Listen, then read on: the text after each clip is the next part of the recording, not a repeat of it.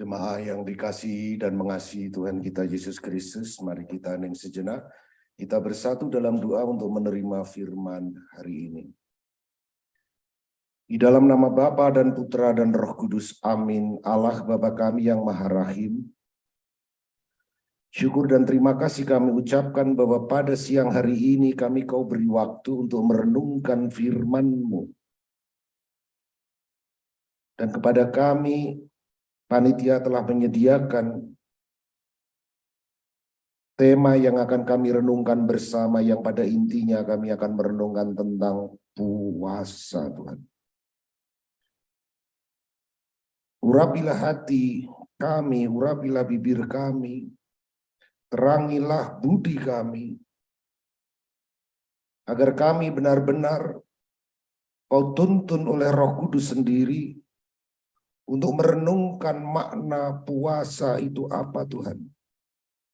Karena begitu banyak orang berpuasa, dan berabad-abad umat pilihan-Mu juga melakukan puasa.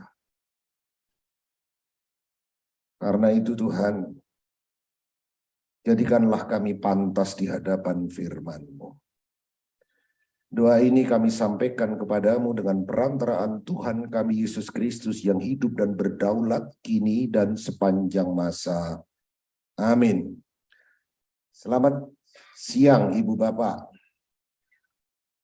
Maafkanlah kalau suara saya kurang full karena sedang flu. Tapi sudah dalam rangka penyembuhan. 2 hari lalu nyaris nggak bisa bicara karena batuk, nggak keru-keruan. Saya pikir saya mau kena COVID kali kedua. Ternyata tidak, karena tidak ada panas, tidak ada apa, semuanya normal. Jadi Bapak Ibu tenang aja ketemu saya bukan orang kusta ya.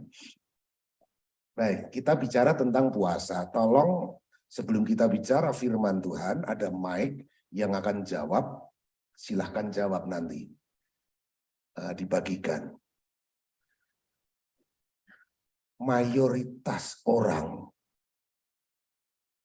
berpuasa karena motivasi apa? Saya ulangi ya. Mayoritas orang renungan berpuasa karena motivasi apa? Silahkan angkat jari. Boleh beda, ini demokrasi. Gitu. Siapa yang mau? Ya, tolong.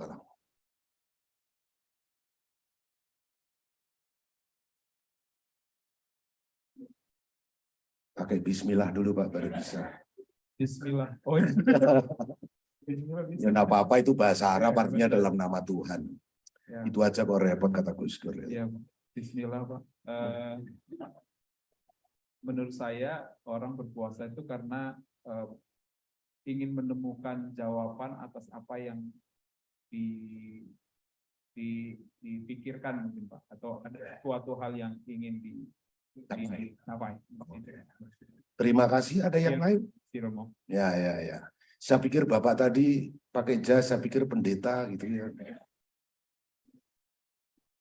Calon ya. Baik, yang lain coba. Mari. Ya, bismillah Pak. Jadi kenapa orang berpuasa motivasinya menurut pendapat saya pribadi supaya dia bisa mengalahkan dosa-dosa yang dia lakukan selama dia hidup, atau bahkan mengalahkan si jumlah dosa yang sudah dilakukan Pak. Oke. Jadi puasa seperti penebusan atas dosa-dosa yang dilakukan. Bagus. Berarti kalau yang berpuasa itu penuh dosa tuh. Ada lagi yang lain? Ya, silakan. Terima kasih. Ya pakai bismillah, tapi basmalah.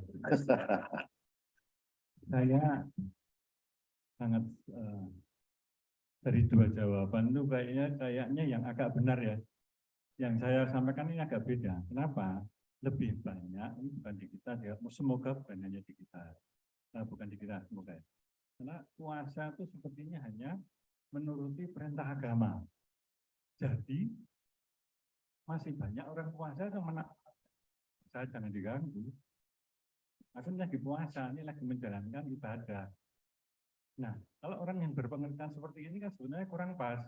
Oh, Nah, kalau yang jawaban yang tadi, mestinya mungkin seperti itu mestinya ya. Nah, mungkin dalam pencerahan Bapak siang ini bisa lebih mencerahkan atau memapankan pengertian seharusnya puasa itu apa? Apakah sekedar menjalani perintah agama atau karena memang niatnya puasa itu melakukan sesuatu yang diharapkan untuk lebih serius, lebih melakukan apa sih makna puasa gitu. Mungkin yang ini baru akan kita peroleh. Mungkin dari saya itu yang terlebih. ya. Terima kasih. Satu lagi dari Mayora, Ibu. Ada lagi yang coba puasa itu majority ya saya tanya. Mayoritas orang tuh puasa karena silakan. Di depan. Ya. Iya Pak, kadang orang berpuasa karena memiliki nazar atau keinginan tertentu, jadi dia berpuasa begitu Pak. Gimana tolong diulang. Kadang seseorang ingin mencapai sesuatu nazar gitu Pak. Oh, Jadi dia tadi ya. untuk mencapai sesuatu itu dia dengan Oke. berpuasa, Ya. begitu Pak. Ya. Kurang lebih. Baik. Terima kasih. Saya telah belajar dari Cak Lontong. Jadi jawabannya itu semua salah. Ya. Menurut PBB,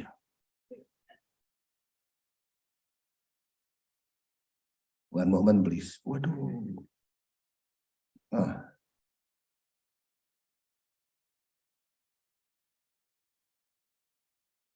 UN report, global hunger numbers rose to as many as 8 to 8 million tahun 2021. Jadi 828 juta penduduk tahun 2021 itu puasa karena kelaparan. Puasa tuh itu. Betul nggak? Kok pada diem sih? Saya tadi nggak ngomong puasa religius loh ya. Enggak. Mayoritas orang puasa karena apa? Kan gitu ya lah. Betul nggak? Ternyata ada yang puasa karena kelaparan. Itu naik masa pandemi berapa tadi? 828 juta. Ya, lalu tadi dideskripsikan. Ternyata wanita lebih banyak yang kelaparan, ketidakseimbangan gender. Ternyata stunting luar biasa. Ternyata produksi makanan sebetulnya cukup. Nah, yang salah di mana? Waduh, Romo kok jadi ke masalah sosial? Ya Allah, itu juga bagian dari firman Tuhan, atau mah. Iya kan? Ini puasa. Jadi orang berpuasa, satu motivasinya karena nggak ada makanan. Dan itu cukup banyak. Ada orang yang berpuasa karena apa? Kelebihan makanan. Overweight. Ya kan? Terus dilarang dokter. Terus harus diet ini, diet itu. Yang ngomong ini juga kelebihan beberapa kilo. Ini tanda ketidakadilan juga. Ada yang kelaparan, ya kan? 828 juta di seluruh dunia loh naik. Ada yang karena kelebihan berat badan. Terus harus puasa. Ya. Karena apa? Ini nasibnya orang. Pada waktu miskin, nonton teman saya itu dulu orang miskin tuh ya. Orang Solo, nggak usah saya ceritakan orangnya siapa. Nah, ini orang-orang Solo tahu itu. Aku tuh dulu temen SMP saya. Kalau apa namanya lewat rumah makan adem ayem, wah itu mewah zaman dulu ya tak? Itu bisanya gigit jari. Begitu sekarang kaya, sak anak, sak cucunya kalau ke Solo itu, ziarah ke Solo itu pasti ke Ademayu mangano sak melokermu gitu ya, semeledak perutmu. Jadi itu dendam kemiskinan. Banyak loh orang kayak gitu. Nah habis begitu dilarang dokter. Itu, ya kan. Ada lagi dendam penjajahan. Saudara saya sendiri itu gitu. Saudara saya sendiri pergi ke rumah. Saya waktu itu studi di rumah. Saya anterin sekeluarga, terus ngomong ke saya, Yus, saya anterin ke gedung ini, saya terangin gitu. Kok mintanya itu selalu apa? Kapan aku naik dokar rumah? Apa? Andong untuk turisme itu loh. Anggap ya, ngapain sih? Kayak di Indonesia nggak ada. Minta terus, akhirnya saya kasih hari terakhir. Begitu hari terakhir sebelum jalan-jalan pakai andong. Andong tahu ya? Kereta berkuda itu. Ntar dulu, foto dulu. Foto di pinggir kusir. Sesudah itu dibagi kemana? Ini namanya zaman merdeka. Aku yang kulit coklat menjadi penunggangnya, sopirku orang bule. Dulu di penjajahan kulit coklat selalu jadi kusir. Sekarang aku kaya dan berkuasa, sopirku bule. Itu namanya dendam penjajahan. Jadi ada yang puasa karena macam-macam. Apalagi ada puasa apa? Puasa diet supaya cantik, ya kan? Ya enggak, kok senyum-senyum yang cewek-cewek ini begitu resah gelisah. Kalau dimotivasi sama bapak pendetanya, bertobatlah karena kerajaan surga telah dekat. Enggak pernah mau puasa. Begitu, lu kok tambah gendut, kurang seksi, langsung ke slimming center. Puasa atas nama badan yang seksi. Bukan rohani yang seksi. Betul apa betul? Kok pada diem ya? Enggak, saya yakin di sini ini jemaat Tuhan yang baik semua. Kalau ada yang disuruh puasa atas nama rohani enggak mau, tapi atas nama badan yang wah bodinya kayak apa namanya gitar Spanyol itu pada mau semua, itu di tempat lain. Ya enggak? Jadi ada macam-macam puasa. Oke. Nah, sekarang kita bicara puasa rohani. Puasa ada puasa sosial, puasa kebersamaan, ada puasa individual. Tadi banyak yang nyebut lebih puasa individual. Ya kapan aja puasa, tapi puasa sebagai kolektivitas manusia sering dibuat. Dan memang kekristenan itu pola puasa kolektivitas itu yang paling lemah. Karena Yesus lahir itu ketika keyahudian menjadi bangsa yang hipokrit, di mana aturan-aturan agama begitu mencekik, ya kan? Lalu karena mayoritas 100% agamanya Yahudi, praktek keagamaan bukan untuk jalan menuju Tuhan, tapi praktek keagamaan untuk status sosial.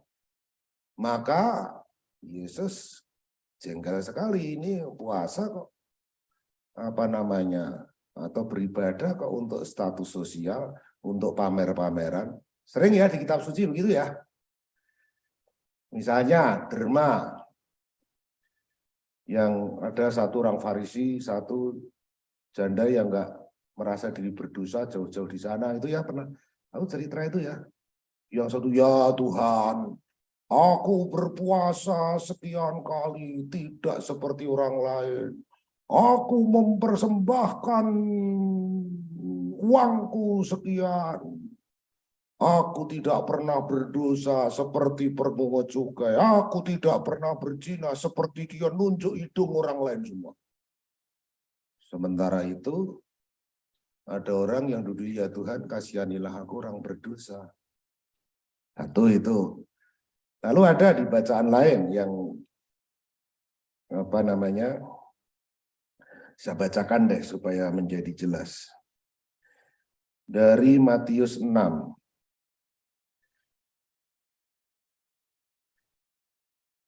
Dalam khotbah di bukit, Yesus bersabda kepada murid-muridnya, hati-hatilah, jangan sampai melakukan kewajiban agamamu di hadapan orang supaya dilihat, karena jika demikian kamu tidak beroleh upah dari Bapamu di surga.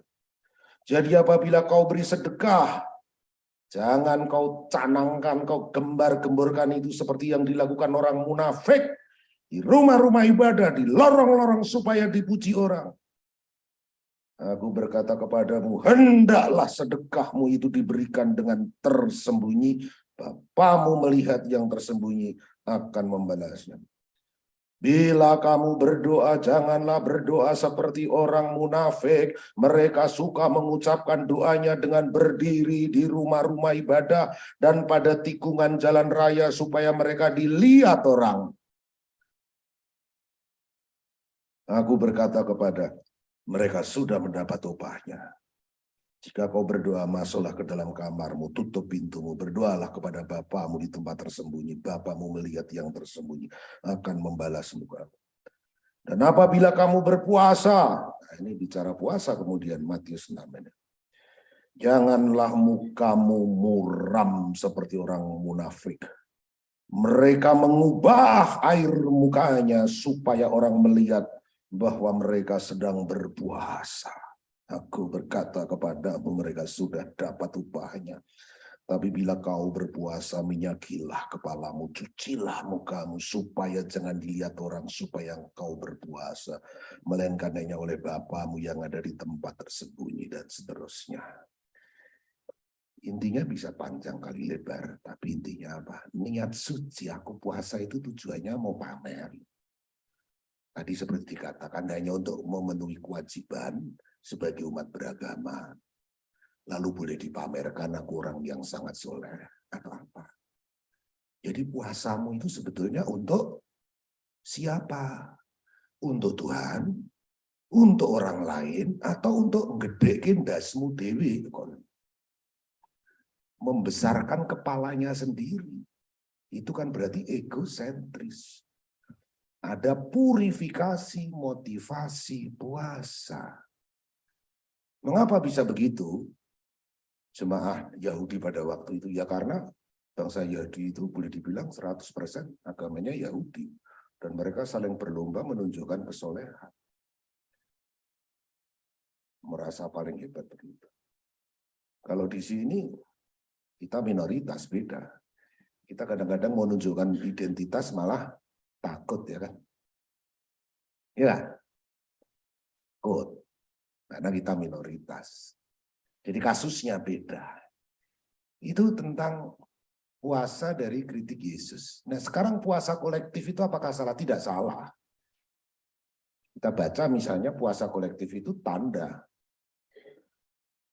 Tanda apa? Pertobatan seluruh bangsa. Pertobatan mungkin satu gereja. Pertobatan bapak ibu dan sebagainya. Contoh. Pertobatan kolektif dalam keluarga aja. Keluarganya rada gisro. Tidak tahu kenapa pokoknya komunikasinya nggak nyaman. Ayo kita perbaharui keluargaku. Keluarga kita bersama. Diajak pergi rekreasi. Terus ada apa masalahnya? Suami mulai diem-dieman sama istri, anak mulai cuek. Kalau di rumah masing-masing hidup sendiri-sendiri. Ngundang anaknya aja, anaknya di dalam kamar nggak ada, makan bersama, pakai HP. Ya. Hidup bersama tapi tidak ada kebersamaan. Masing-masing dengan seleranya sendiri-sendiri. Nah, itu butuh pertobatan bersama.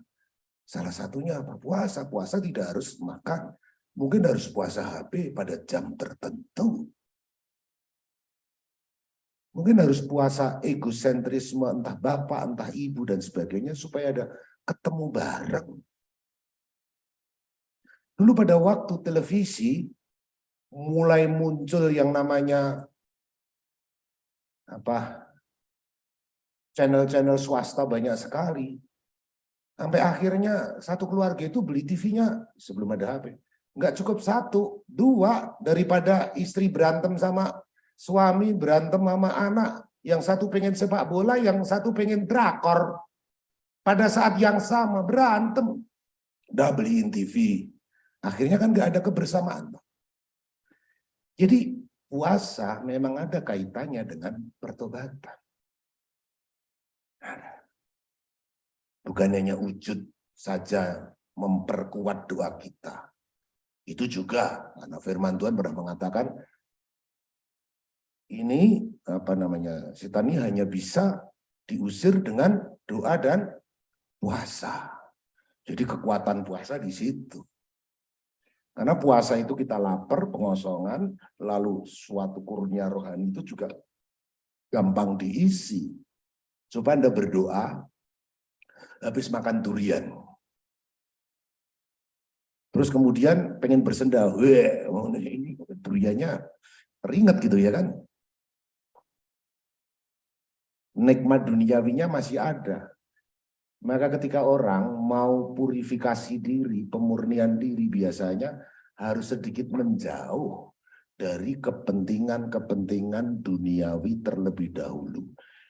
Di kita orang Kristen kita mengenal retreat. Menarik diri itu retreat. Supaya apa? Ya dikosongan dulu untuk diisi gitu lah. Ya. Itulah sebetulnya ada macam-macam kok puasa. Nah, di Katolik itu ada, kalau Anda suka melihat orang Katolik ini, siapa yang Katolik ini? Coba angkat jari. Oh, itu kalau Rabu-Abu itu ya, itu masih nyisain sisa-sisa peradaban masa lampau. Maksudnya dikasih abu kan, masih lihat. Orang Katolik kalau Rabu mulai Prapaskah dikasih itu. Itu memang ada ritual dalam perjanjian lama. Sebagai sarana kolektivitas, bangsa berdosa dan sebagainya, akhirnya sang raja mengumumkan seluruh bangsa harus bertobat. Bahkan binatang-binatang pun harus tobat, harus puasa. Jadi puasa ada yang sifatnya kolektif. Karena sebuah dosa tidak hanya dosa individual, tidak hanya dosa personal. Kita kadang-kadang merumuskan doa itu terlalu individual, saya berdosa, terus puasa ya pribadi. Itu yang dihayati pada umumnya. Saya mau kasih contoh. Anda tidak tertib.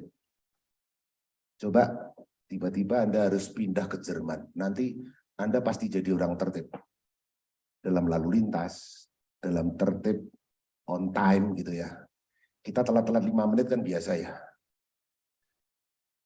Nah, tapi nggak bakalan mungkin Anda bertahan hidup.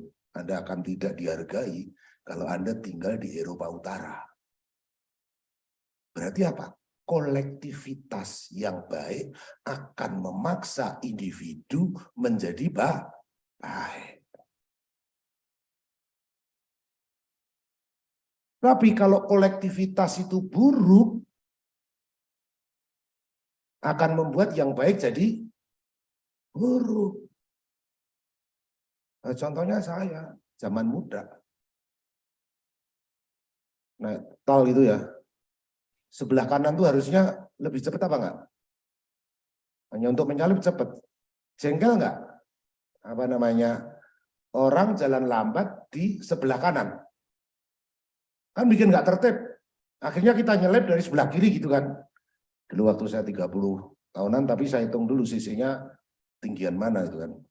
Ini gimana sih di sebelah kanan, jalur kanan, 80 km per jam di tol kan ya lamban kan ya. Din, nggak ngerti, budek kayaknya. Akhirnya apa yang saya buat? Saya selip dari kiri, saya ada di depannya, saya 60 km per jam. Ya mau ke sini saya giniin gini. Begitu dun kayaknya kesel saya lari. Wush. Nah, diselip, CC-nya menang tinggi. Itu dosa-dosa saya sekali. Anggaplah pengakuan dosa masa kecil. Ya. Artinya apa? Di tengah kekacauan lalu lintas, kita yang tadinya mau baik jadi nggak baik juga. Gitu loh.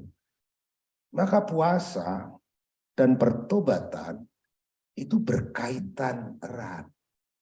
Ya. Puasa juga sebagai tanda sebetulnya solider dengan yang miskin. Belum pernah lihat kan, biasanya untuk tujuan diri sendiri apa gitu. Orang itu kalau belum pernah ngerasain lapar, nggak bisa juga solider dengan orang yang miskin. Itu. Hidup berkecukupan terus. Mengapa Siddhartha Gautama akhirnya menjadi bertapa? Karena dia keluar dari istana, melihat kemiskinan orang begini meninggal, gembel begitu. Oh, ternyata hidup itu bukan hanya kemewahan. Ternyata ada kematian. Ternyata saya pun nanti juga akan sakit dan mati karena manusia tidak everlasting, selalu muda. Ya, disitulah salah satu makna sosial dari puasa. Solider, ngerasain lapar. Ayatnya ada nggak?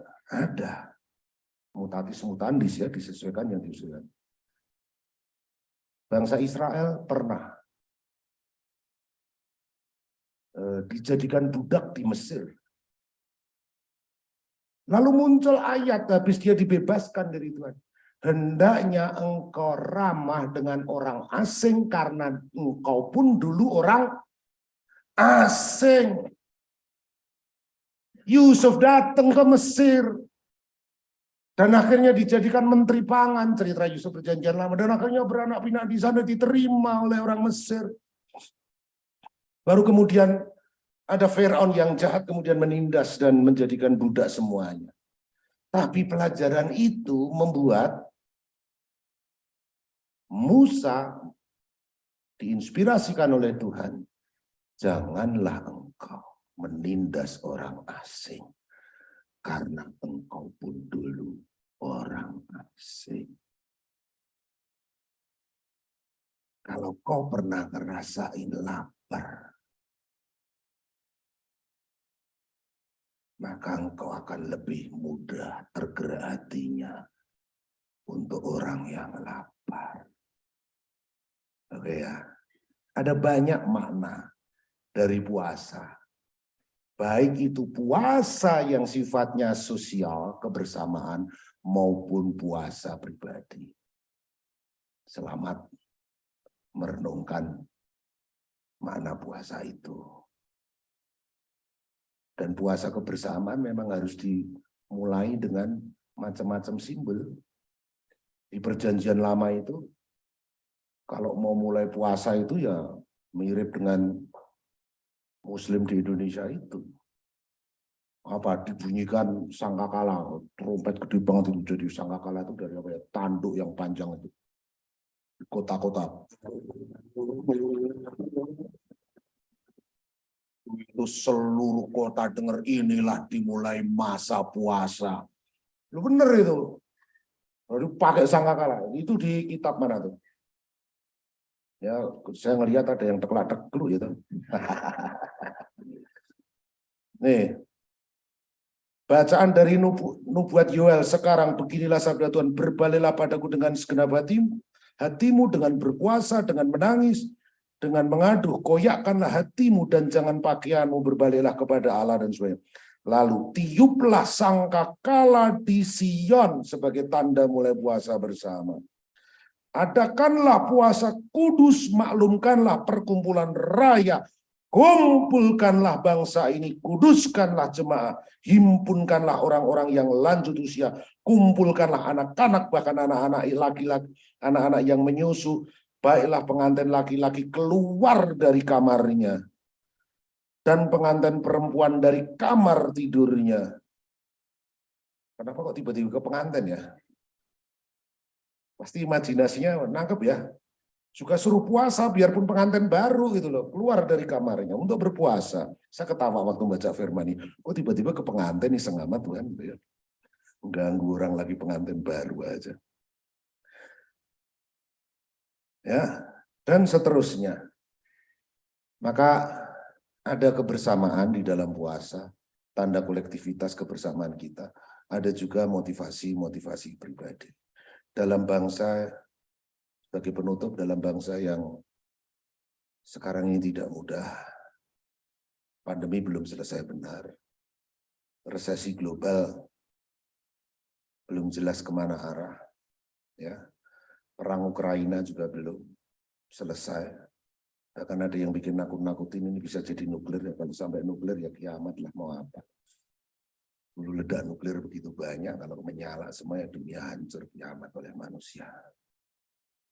Kita mengerem, kita mendoakan supaya bangsa ini survive, bangsa manusia maupun bangsa Indonesia. Belum lagi soal fanatisme di berbagai tempat juga muncul. Sebetulnya fanatisme itu bagian dari proteksionisme. Kebetulan proteksionisme agama. Ada proteksionisme ekonomi, ada proteksionisme agama, ada proteksionisme cultural. Karena takut yang globalisme. Lawannya globalisme, semua merangsek ke sana ke sini adalah apa? Proteksionisme. Ini nggak boleh yang asing. Nah, proteksionisme itu bisa ekonomi, bisa ideologi, bisa religion, and so on. Takut dengan yang mengglobal. Takut crisis of our identity, cultural identity, religious identity, dan sebagainya. Mari kita hening sejenak, kita tutup renungan ini. Semoga kita juga berpuasa terhadap hal yang tidak berguna. Allah Bapa kami yang Maha Rahim, terima kasih Engkau telah memberikan kami renungan tentang makna puasa yang begitu luas, bukan hanya puasa, makan, dan sebagainya, bukan hanya ketika kami mempunyai nasar untuk diri kami sendiri. Tapi memang puasa dibutuhkan untuk banyak hal, secara kebersamaan maupun secara pribadi. Ketika kami mempunyai niat untuk berpuasa, Tuhan murnikanlah niat kami, niat masing-masing pribadi, agar puasanya bisa sungguh berbuah untuk kebersamaan maupun untuk diri kami sendiri. Terima kasih Tuhan, Kau mengajari dalam firman-Mu perjanjian lama maupun perjanjian baru bagaimana berpuasa sejatinya.